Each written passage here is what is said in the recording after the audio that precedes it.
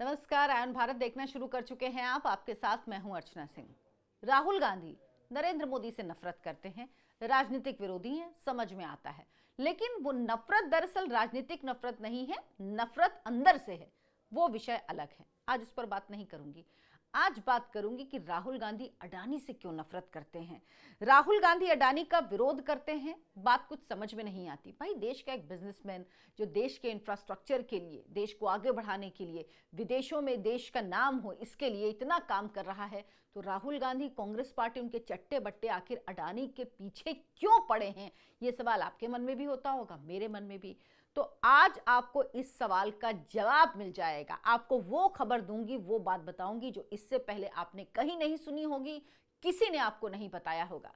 सुनिए, अडानी ने क्या कहा। जब आप ये बात सुनेंगे तो आप आसानी से समझ पाएंगे कि राहुल गांधी आखिर अडानी से नफरत क्यों करते हैं, क्योंकि अब वो अंबानी का भी नाम नहीं लेते, लेकिन अडानी का नाम लेते हैं। गौतम अडानी कहते हैं, अडानी ग्रुप में हम पोर्ट, एयरपोर्ट और एनर्जी पार्क जैसे इंफ्रास्ट्रक्चर खड़े करते हैं, लेकिन हमारे पूर्वज कुंभ के रूप में एक आध्यात्मिक बुनियाद खड़ी करके गए हैं, जिसने हमारी सभ्यता को सदियों से बनाए रखा है।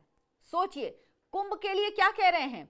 हमारे पूर्वज कुंभ के रूप में एक आध्यात्मिक बुनियाद खड़ी करके गए हैं, जिसने हमारी सभ्यता को सदियों से बनाए रखा है। यानी वो सनातन संस्कृति की बात कर रहे हैं, हिंदू सभ्यता की बात कर रहे हैं। राहुल गांधी के अडानी से नफरत की सबसे बड़ी वजह यही है। लोग कहते हैं, कुंभ में अडानी ने क्या किया? अडानी ने कुंभ में क्या किया? वो स्नान करने गए, 5 स्टार तरीके से गए, सब कुछ ठीक है, लेकिन अडानी ने क्या किया ये आप सुनेंगे तो आपको पता लगेगा कि ये लोग जो बात करते हैं, इनको दरअसल कोई जानकारी ही नहीं है। ये हवाई बात करते हैं और कभी कभी आपको बरगलाते भी हैं। राहुल गांधी को दरअसल अडानी से दिक्कत इसीलिए है क्योंकि अडानी सनातन की बात करते हैं, वरना एक बिजनेसमैन से किसी को क्यों दिक्कत होगी? हाँ, चाइना आगे बढ़े ये राहुल गांधी हमेशा चाहते हैं।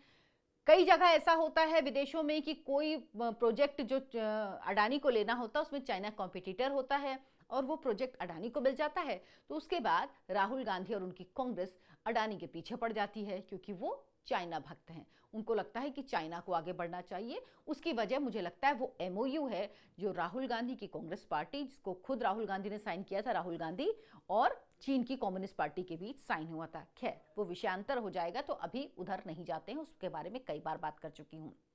दरअसल राहुल गांधी को परेशानी है हिंदुत्व से। राहुल गांधी, आपको याद होगा जॉर्ज सोरोस जिसने कहा था डिसमेंटल ग्लोबल हिंदुत्व, ये एजेंडा है डीप स्टेट का, ये एजेंडा है जॉर्ज सोरोस का। उस जॉर्ज सोरोस का जो बाइडेन प्रशासन पर पूरा कब्जा रखता था, अमेरिका के राष्ट्रपति जो थे जो बाइडेन, उनके प्रशासन पर पूरा कब्जा रखा था, पूरी मुहिम चलाई गई थी, और उसी का शिकार है अडानी। अडानी के बारे में भी सोरोस ने बोला था। क्यों बोला था? राहुल गांधी क्यों हर लाइन में अडानी पर वार करते हैं? वो जॉर्ज सोरोस के उसी एजेंडे को आगे बढ़ा रहे हैं, जिसका नाम है डिसमेंटल ग्लोबल हिंदुत्व, और अडानी इस हिंदुत्व के बहुत बड़े ध्वजवाहक हैं। इतना स्ट्रॉन्ग बिजनेसमैन, इतना बड़ा बिजनेसमैन अगर ऐसी कोई बात करता है, क्योंकि उनके इन्वेस्टमेंट, उनके जो सामाजिक कार्य हैं, वो सारे हिंदुत्व के लिए होते हैं, देश के लिए होते हैं, देश आगे बढ़े इसके लिए होते हैं। जिस तरह से एक पूरी योजना के तहत पोर्ट्स खरीदे अडानी ने, जिन पोर्ट्स पर उन्होंने काम शुरू किया विदेशों में, वो सब भारत के लिए सामरिक सुरक्षा के हिसाब से बहुत महत्वपूर्ण है। लेकिन कहा गया कि अडानी ने महाकुंभ में कुछ नहीं किया। तो राहुल गांधी और उनके लोगों के लिए, खासतौर पर वो लोग जो विपक्ष में हैं और जिनका काम है सनातन पर हमला करना, उसके लिए वो किसी पर भी हमला करते हैं। वो अडानी पर भी हमला करेंगे, वो अंबानी पर भी हमला करेंगे, वो फिल्म स्टार्स पर भी हमला करेंगे, अब प्रीति जिंटा की बात ले लीजिए, वो सब पर हमला करेंगे, क्योंकि उनको पच नहीं रहा है कि 45 दिन के महाकुंभ में कैसे 65 करोड़ हिंदू कुंभ में स्नान कर चुका। कुंभ को बदनाम करने के लिए इन लोगों ने क्या क्या किया। कभी वो जो एक छोटा हादसा हुआ, नहीं होना चाहिए था, कोई भी हादसा छोटा नहीं होता, एक व्यक्ति की जान भी बहुत कीमती होती, लेकिन हुआ वो हादसा, उसको कितनी बढ़ा चढ़ा कर पेश करने की कोशिश की गई।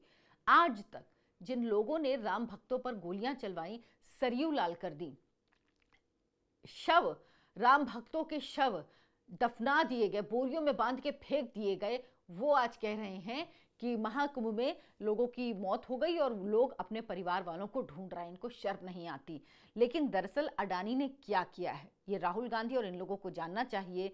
प्रयागराज महाकुंभ में, तो प्रयागराज महाकुंभ में अडानी ने खाना, लोगों को फ्री भोजन, मैंने पहले भी कहा था जब मैंने कुंभ का वीडियो बनाया था कि अगर कोई व्यक्ति नहीं अफोर्ड कर सकता है तो भी वो कुंभ जा सकता है, वहां पर खाना फ्री है। तो अडानी भी एक उनमें शामिल थे जो फ्री खाने का वितरण कर रहे थे, यानी जो लोग पैसा नहीं खर्च कर सकते वो अगर कुंभ में आ रहे हैं स्नान करने के लिए तो उनके भोजन की व्यवस्था हो, क्योंकि ये सबसे जरूरी चीज है। तो उस भोजन की व्यवस्था में अडानी ने भी अपना योगदान दिया। ट्रांसपोर्टेशन की सुविधा उपलब्ध कराई, यानी मेला क्षेत्र के अंदर आने के लिए जिस तरह की सुविधा की जरूरत है, बहुत सारे ऐसे लोग हैं जो पैदल नहीं चल सकते हैं, उनके लिए ऐसी सुविधाएं हों ये मुहैया कराई। साथ ही इस्कॉन और गीता प्रेस के साथ मिलकर काम किया। ये सब कुछ किया अडानी ने। किया क्या, लोगों को फ्री में कुंभ में खाना खिलाया, मतलब बिना पैसे के, बिना 1 रुपए चार्ज करे फ्री में लोगों को खाना खिलाया। इस्कॉन के साथ मिलकर महाप्रसाद तैयार कराया, यानी इस्कॉन के साथ मिले क्योंकि इस्कॉन ये सब काम करता है, तो इस्कॉन के साथ मिलकर इस काम को किया, महाप्रसाद तैयार करवाया, महाप्रसाद बांटा। संत हो, श्रद्धालु हो, गरीब हो, सबको मुफ्त में प्रसाद ये दिया गया और इससे लाखों लोगों को भोजन मिला, लाखों लोगों का पेट भरा जो गए कुंभ में गए। उनको खाने की चिंता नहीं थी कि अगर पैसे नहीं हैं, कम पैसे हैं, किसी तरह पहुंच गए हैं तो हम खाएंगे क्या। एक परिवार से 4-4, 5-5 लोग जा रहे हैं, खाने में पैसा लगता है अच्छा खासा, उनको इस चीज़ की चिंता करने की ज़रूरत नहीं थी। क्यों? क्योंकि देश का एक बड़ा बिजनेसमैन जो सनातन धर्म का अनुयायी है, जो सनातन को मानता है कि व्यवस्था के मामले में सनातन से बढ़ के कोई नहीं हो सकता, उसने अपना योगदान दिया हुआ था। और मैं ऐसा नहीं कहती कि अडानी इकलौते हैं, बहुत सारे ऐसे लोग थे, लेकिन अभी बात अडानी की कर रही हूं क्योंकि राहुल गांधी, अखिलेश यादव, इन सब का काम है गाली देना, सिर्फ सनातन की बुराई बताना। इसके अलावा जो ट्रांसपोर्टेशन की सुविधा दी, जैसे बहुत सारे लोग होते हैं जो असहाय होते हैं, नहीं बहुत चल सकते, बुजुर्ग हैं, बहुत दिव्यांग हैं, और कई बार ऐसी महिलाएं होती हैं जिनके छोटे बच्चे होते हैं, उन बच्चों को गोद में लेकर बहुत दूर तक चलना उनके लिए संभव नहीं होता। तो ऐसे लोगों के लिए मुफ्त गोल्फ कार्ट जो होती है, जो बैटरी से चलती है, जिससे प्रदूषण नहीं होता, उस गोल्फ कार्ट की सेवा को भी दिया ताकि ये लोग आसानी से संगम तक पहुंच सके स्नान करने के लिए। ये सारे इंतजाम किए अडानी ने अपने परिवार के साथ। उन्होंने हिस्सा भी लिया महाकुंभ में, वहां पर स्नान भी किया, और जहां पे ये महाप्रसाद बनाया जा रहा था वहां पर खुद अखिलेश यादव भी गए इस्कॉन के साथ, जहां मिलकर अडानी महाप्रसाद बना रहे थे, मतलब उनकी वो काम कर रहे थे अडानी का ग्रुप, वहां पर अखिलेश यादव भी गए, लेकिन उन्होंने एक बार भी तारीफ नहीं की, उन्होंने एक बार भी नहीं कहा। हालांकि सामने कहते तो उनको दिक्कत होती, इसीलिए नहीं कहा। अब अडानी ने क्या कहा है महाकुंभ को लेकर, क्यों राहुल गांधी को नफरत है, पूरी बात आप सुनिएगा। हो सकता है थोड़ी लंबी हो, लेकिन आप सुनेंगे तो आपको समझ में आएगा कि सनातन के लिए कोई भी व्यक्ति सोचेगा, सनातन को कोई भी बताएगा कि जो अब हम कर रहे हैं ये दरअसल हमारे पूर्वज, हमारी सनातन संस्कृति में कितनी आसानी से किया जाता है। हम एक छोटा सा बिजनेस नहीं चला पाते और यहाँ कुंभ में करोड़ों लोग आकर, यानी इस दुनिया में जितने हिंदू हैं उसकी आधी आबादी स्नान कर चुकी है, इससे बड़ा क्या होगा। अमेरिका से दुगनी आबादी उस छोटे से क्षेत्र में आकर, जहां पर टेम्परेरी मेला क्षेत्र बनाया गया, वहां पे आकर स्नान कर चुके हैं। आज महाशिवरात्रि के दिन आखिरी स्नान है, आखिरी दिन है, इसके बाद महाकुंभ की समाप्ति हो जाएगी, समापन हो जाएगा महाकुंभ का। अब अडानी ने क्या कहा, अडानी ने कहा कि जब इसकी लॉजिस्टिक व्यवस्था पर, यानी कुंभ की लॉजिस्टिक व्यवस्था पर हार्वर्ड बिजनेस स्कूल में स्टडी की, तो वो इसे स्केल को देखकर दंग रह गया, यानी जिस स्केल पर यह किया गया था उसको देखकर वो दंग रह गया। एक भारतीय होने के नाते उन्होंने इसे ज्यादा गहराई से देखा। अडानी अपने लिए कह रहे हैं ये दुनिया की सबसे सफल टेम्परेरी मेगा सिटी है, कुंभ मेला क्षेत्र को कह रहे हैं।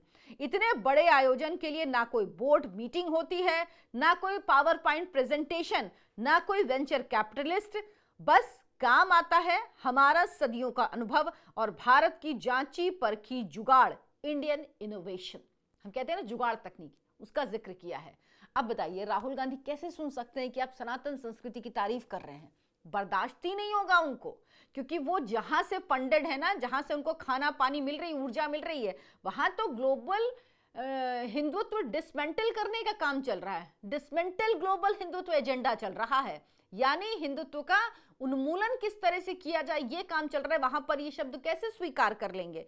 आगे वो लिखते हैं, जब एक जगह इतनी संख्या में लोग डेडिकेशन और सेवा भाव से जुटते हैं तो ये सिर्फ एक मेला भर नहीं रह जाता, बल्कि ये आत्मिक संगम बन जाता है।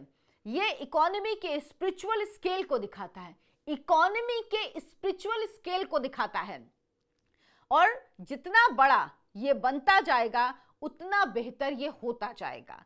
भारत 10 ट्रिलियन डॉलर की इकोनॉमी बनने के लक्ष्य पर काम कर रहा है। कुंभ मेला इंक्लूसिव ग्रोथ का पाठ पढ़ाता है, जहां नेता से सीईओ से लेकर विदेशियों तक का आना स्वीकार्य है। यानी कोई भी यहां पर आ सकता है, किसी के आने पे रोक नहीं है।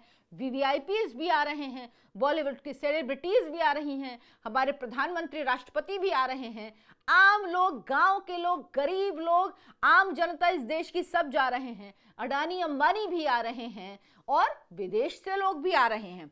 इसी बात को कह रहे हैं कि ये जो है ये इंक्लूसिव ग्रोथ का पाठ पढ़ाता है।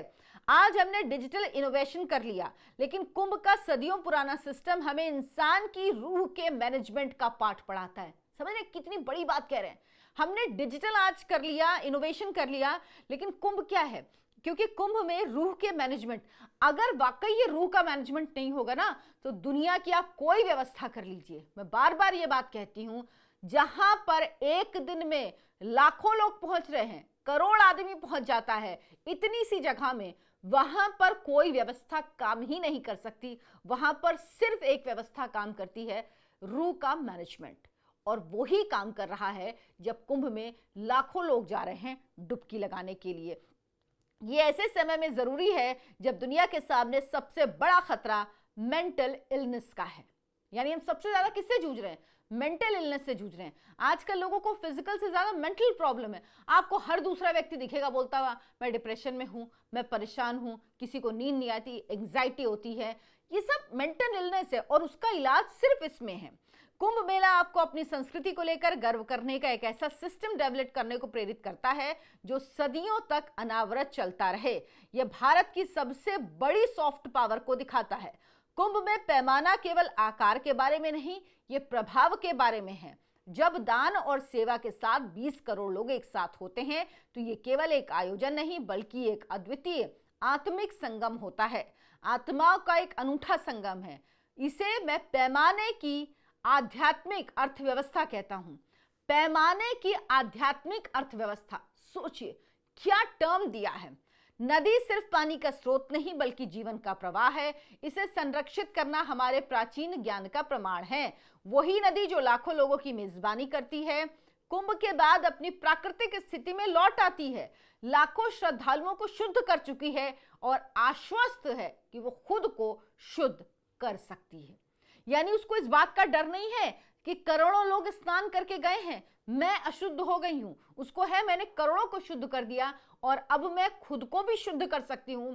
ये काबिलियत उस नदी में है और हम उसका पूजन करते हैं। विभिन्न अखाड़े, स्थानीय अधिकारी और स्वयं सेवक सद्भाव से काम करते हैं। ये सेवा के माध्यम से नेतृत्व है, प्रभुत्व नहीं। नेतृत्व है लेकिन प्रभुत्व नहीं, दोनों में बहुत डिफरेंस है। एक सिद्धांत है जिसका अध्ययन आधुनिक नियमों के लिए अच्छा होगा। यह हमें सिखाता है कि महान नेता आदेश या नियंत्रण नहीं करते, वो दूसरों के लिए एक साथ काम करने और सामूहिक रूप से आगे बढ़ने के लिए परिस्थितियां बनाते हैं। सच्चा नेतृत्व आदेश देने में नहीं, सबको साथ लेकर चलने की क्षमता में होता है। सेवा साधना है, सेवा प्रार्थना है, सेवा ही परमात्मा है। अब ये सुनिए आखिर में उन्होंने क्या लिखा है।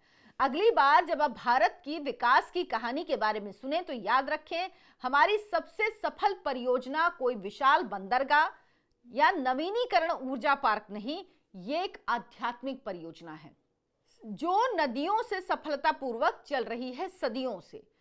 संसाधनों को कम किए बिना या अपनी आत्मा को खोए बिना लाखों लोगों की सेवा कर रही है। दुनिया को अब इसी नेतृत्व के पाठ की जरूरत है। यानी क्या कह रहे हैं कि ये आध्यात्मिक परियोजना है। मतलब सोचिए, कोई हिंदू धर्म के बारे में अगर ऐसे बोलेगा, इतना मतलब पॉजिटिव चीज कहेगा और आपको सनातन के बारे में बताएगा, राहुल गांधी कैसे बर्दाश्त करेंगे? अभी तक एक सवाल मन में उठता था कि राहुल गांधी आखिर अडानी से क्यों इतनी नफरत करते हैं, क्यों नफरत करते हैं, क्यों आज तक उनकी चीजों में, बातों में सिर्फ एक ही चीज कंसिस्टेंट है। बाकी राहुल गांधी बदलते रहते हैं, मुद्दे बदलते हैं, बातें बदलते हैं, 360 डिग्री फ्लिप कर जाते हैं, सब कुछ करते हैं, लेकिन अडानी पर वो अपना वार करना, मोदी और अडानी दो पर अपना वार करना, मोदी जी को समझ में आता है राहुल गांधी को महत्वाकांक्षा है प्रधानमंत्री बनने की, लोग बना नहीं रहे, उनको लग रहा है सब गलती मोदी जी की है, मोदी जी हट जाए मैं प्रधानमंत्री बन जाऊं। उनको पता नहीं कि जनता उनको बर्दाश्त नहीं कर रही, पसंद नहीं कर रही है। जनता अगर उनको पसंद करती तो उनको चुनती, उनकी पार्टी को बहुमत देती, जो दे नहीं रही। और राहुल गांधी को कहीं से कोई उम्मीद नहीं दिख रही, इसीलिए वो विदेश चले गए, देश विरोधी ताकतों के साथ मिल गए। अमेरिका यूएस में जाके रोते हैं कि भाई भारत में लोकतंत्र खत्म हो चुका है। जॉर्ज सोरोस जैसी संस्था के साथ उनकी माँ जिस संस्था में जुड़ी हुई हैं, बताना चाहिए राहुल गांधी को क्या सच है, क्यों अभी तक उस संस्था के साथ उनकी मां जुड़ी हुई हैं। राहुल गांधी जिस तरह के लोगों से विदेश में जाके मिलते हैं, ये सारे सवाल उठाते हैं, ये हिंदुत्व विरोधी हैं, ये भारत विरोधी हैं, जो भारत का सिर्फ और सिर्फ बुरा चाहते हैं, ये भारत के दुश्मनों के निकटवर्ती, उनके सगे संबंधी हैं। लेकिन राहुल गांधी को इस बात से फर्क नहीं पड़ता। लेकिन अब आज एक तस्वीर पूरी तरह साफ है कि क्यों राहुल गांधी दरअसल अडानी से नफरत करते हैं, क्यों राहुल गांधी अडानी पर वार करते हैं, क्यों राहुल गांधी चाहे हिंडनबर्ग हो चाहे कोई भी हो, सबके साथ मिलकर अडानी को खत्म करना चाहते हैं। आप क्या सोचते हैं इस पर, हमें कमेंट करके जरूर बताएं। वीडियो को लाइक करें, शेयर करें और चैनल को सब्सक्राइब कर लें। धन्यवाद, नमस्कार।